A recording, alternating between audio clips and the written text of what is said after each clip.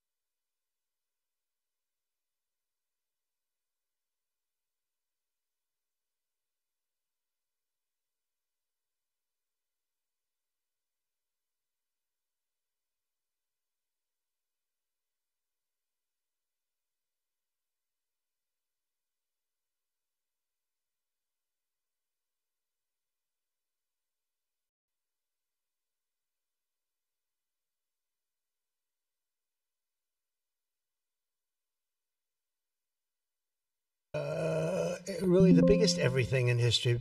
We have things in terms of security, in terms of securing our country, taking care of our police officers, law enforcement, our ICE and Border Patrol patriots. I call them patriots because that's what they are. These are strong people, tough people that love our country. If they weren't tough, they wouldn't survive. But we do more for the country in that bill, I think, than just about any bill that's been passed. And we're going to have to start speaking about it because the Democrats use it. They say it represents death. How effective is that, right? That's pretty good. It represents that. That's all they have. They only have lies. It's the only thing they have. They don't have policy. They can't get people elected. They don't have good candidates. They don't have anything, but they do have two things. They stick together. They stick together like glue. And they always come up with a good little tagline. This tagline is death. And the death is them. We're the ones that are giving life. We're giving life with that bill. And there's so many good things, whether it's no tax on tips. Think of that. No tax on Social Security. No tax on overtime. If you buy a car, you want to buy a car, you get a deduction of interest on your mortgage. So think of that. Things that were never even a possibility. And then so much else in terms of health, in terms of providing care. It's really just a fantastic bill. And it's about time that we're going to start, and we'll start talking about it. But once we do, I think we're going to have the greatest midterm that you've ever seen, because this thing really is amazing. And I want to thank all of the senators in particular for getting it done, It also makes the largest investment in the U.S. Coast Guard since World War II, ensuring that we have assets and all of the assets needed to vanquish the cartels from the waterways of North America. We're building a lot of Coast Guard ships that go very speedily along the water, and they're very lethal. They're very powerful, and that's what we need, because a lot of it comes in as we block up the border. They start using the water. That's a good run. I could use that. They block up the border. We start using the water. And that's what happens. They start using the water. Who would think? They even actually developed small submarines. You saw that, right? Small submarines to get the drugs in.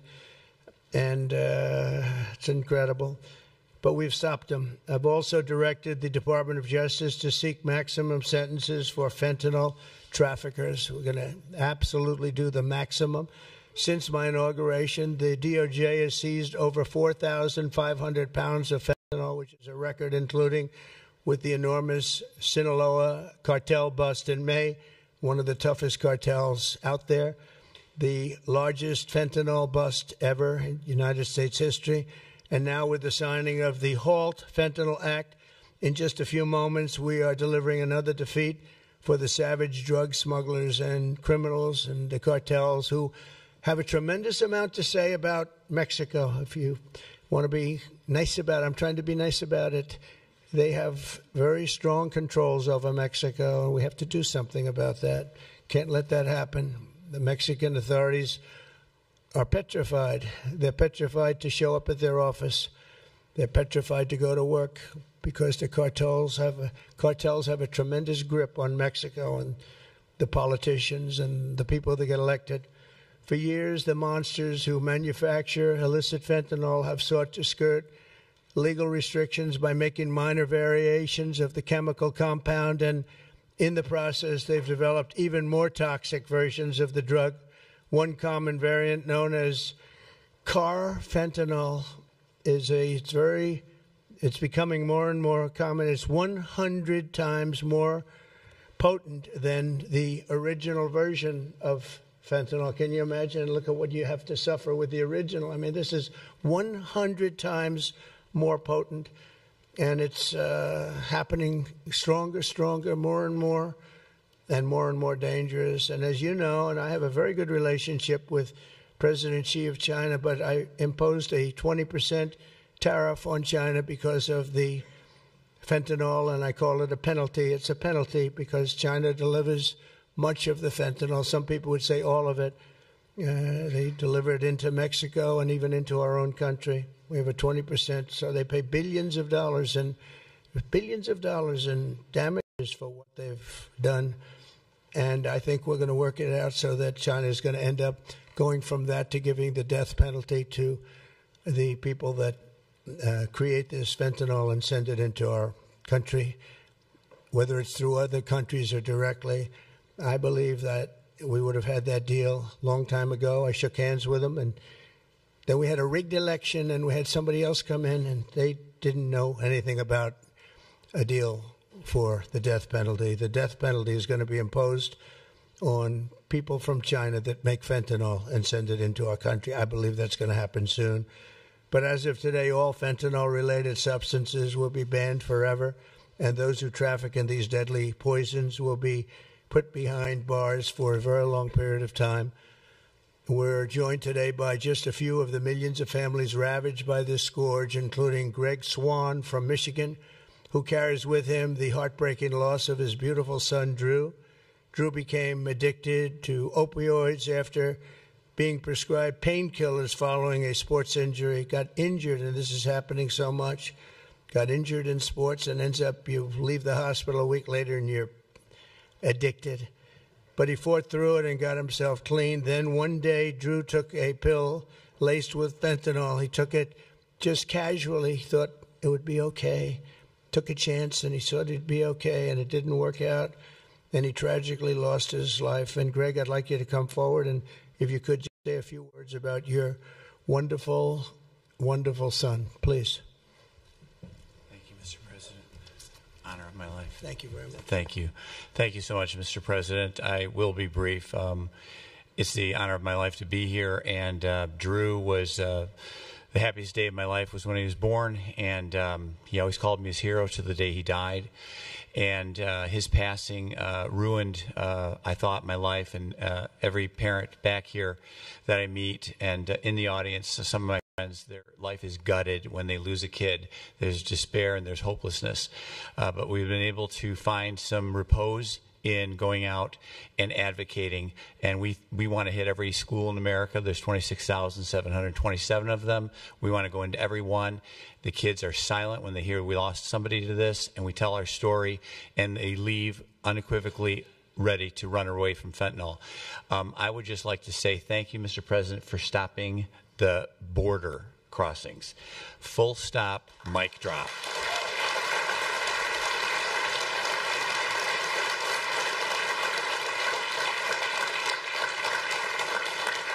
I'll step back but it was amazing what you did. We were being gaslit, and you came and lit a fire to that story, and we're a lot safer for it. Thank you so much. Thank you. Thank you, Mr. President. Yeah, thank you so much. Thank you. That's tough stuff. We're also grateful to be joined by California native Ann Fundner, who lost her beautiful eldest son, Weston, to fentanyl when he was just 15 years old, exactly 1 year ago today. Ann delivered a moving tribute to Weston at the Republican National Convention. People that saw it have not forgotten it. And Ann, I'd like you to please come up and say a few words about your wonderful boy. Thank you. Please. Thank you, darling. It's an honor. Good afternoon, Mr. President and distinguished guests. My name is Ann Fundner. Oh, come here. I'm going to hold. Thank you. Okay. And I'm an angel parent. 1 year ago today, on July 16th, I stood in front of America and told the story of my son, Weston, at the RNC. And about how he was a beautiful, loving, had a wonderful life. We did everything right. But one pill, one mistake, given by a friend under peer pressure, took his life. In the last 4 years, fentanyl became the #1 killer of Americans, ages 15 to 48.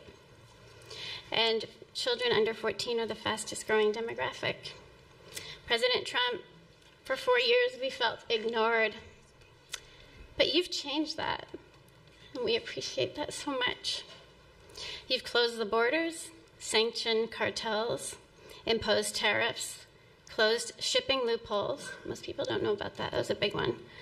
Dealt with countries where it's coming from. You mobilized Treasury, Justice Department, Homeland Security, lawmakers, legislators, and today the signing of the Halt Fentanyl Act, bipartisan and overwhelmingly supported by everybody, making fentanyl a Schedule I drug to strengthen the criminalization and prosecution of people who peddle this. It is a lifeline for families across America and keeping our families safe. And that's all you always want, to keep America safe. And thank you so much. Thank you for keeping America safe and for our children. And this is what we voted for. Mr. President, God bless you. God bless our angel families who are all here with us today, and all of you sitting up here with us. And God bless America. Thank you so much.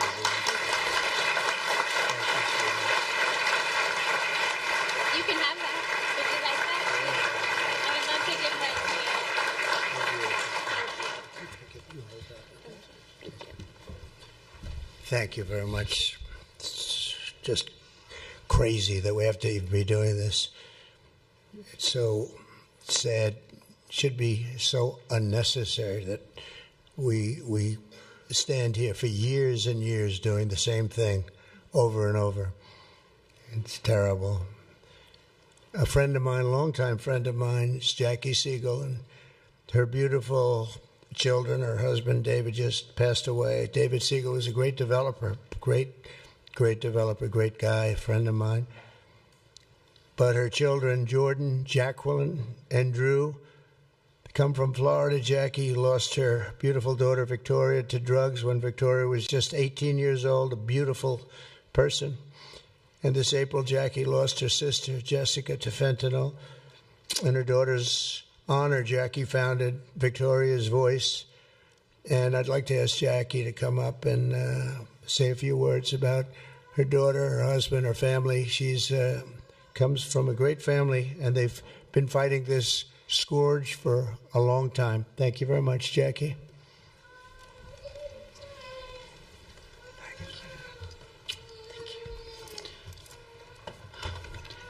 Mr. President, it's an honor to be here today on behalf of our family, my late husband, and all of the other affected families for this important signing on this bipartisan issue. 10 years ago, when our daughter, 18 years old, passed, Victoria, she was 18, she passed away of a drug overdose. We formed the Victoria's Voice Foundation, and the Trump administration was very helpful in passing the CARA Act, which saved many lives back then, bringing out the Narcan. And we're so honored. Well, actually, when my husband passed away, thank you for the phone call and your love and support. Our family loves you, Mr. President. That day, when my sister found out of my husband's passing, she did a line of cocaine that she thought was cocaine, and it was fentanyl. So I lost both of them in the same day. And it's been a very rough time. But it's turned me into more of a fighter to carry on my husband's legacy and the other families' legacies of saving lives. And so I'm turning my pain into passion. And also, on top of this, with the signing of this important the act that you're doing, we are joining, Victoria's Voice is joining with founding fathers, and we're going to start the Angel Army, so we're even growing even more under this Trump administration. And we're going to spend the rest of our lives doing this. Thank you, Mr. President. Thank you, Jackie. Thank you. Very effective.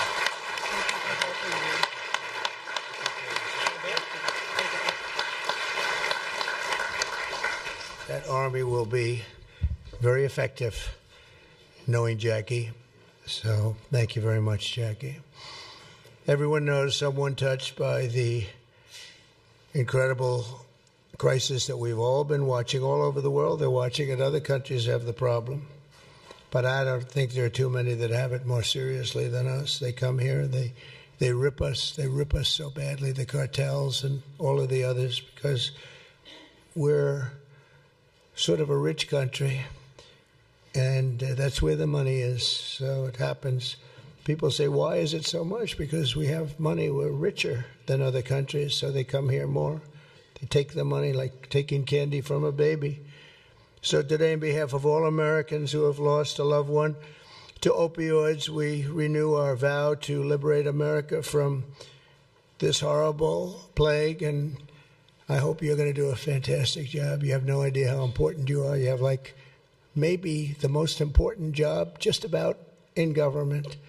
There's nothing more important than what you're doing, so I wish you a lot of luck, and we'll be there to help you all the way along, okay? Once again, I want to thank Congress for passing this important bill and for all the work you've done over the last 2 weeks, all of you. What a job you've all done. It was the congressmen and women and the Senate has been unbelievable. And I'd like to ask, if you want, stand right up here while I sign the bill, and then we're going to get you right back so you can keep passing other bills and make America great again, right? Okay, thank you very much. It's great to have you.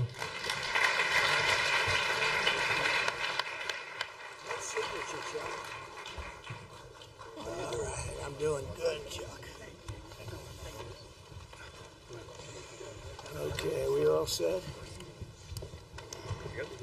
I feel very, very protected in here, Jim. Yeah. Very protected. We want to make sure it's signed. Get the people behind you. And this is not an auto pen, right? That's for sure. That's great. Thank you very much. Thank you, Mr. President.